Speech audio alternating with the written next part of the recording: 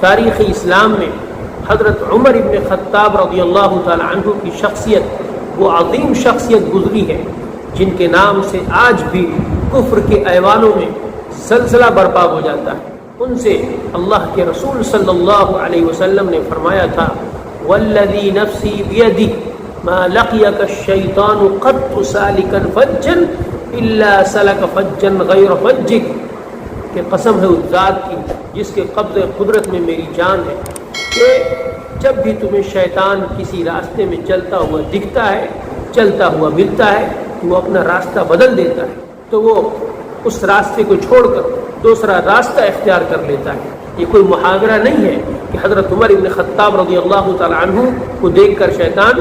راستہ چھوڑ دیتا تھا، بلکہ یہ حقیقت ہے جو نبی کریم صلی اللہ علیہ وسلم نے بیان کیا ہے کہ شیطان نہ صرف یہ کہ ان کو ورغلانے سے اور ان کو بہکانے سے مایوس ہو چکا ہے، بلکہ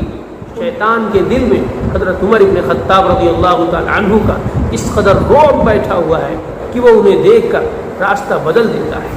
اور ایسا کیوں نہ ہو، اللہ کے رسول صلی اللہ علیہ وسلم نے ان کے بارے میں گواہی دی تھی اشدھا فی دین اللہ عمر، کہ میری امت میں دین کے معاملے میں سب سے زیادہ سخت حضرت عمر ابن خطاب رضی اللہ تعالی عنہ ہے۔ حضرت عمر ابن خطاب رضی اللہ تعالی عنہ کے بارے میں ہی اللہ کے رسول صلی اللہ علیہ وسلم نے کہا تھا کہ اگر میرے بعد کوئی نبی ہوتا تو عمر ہوتے، لو کان بعدی نبی لکان عمر۔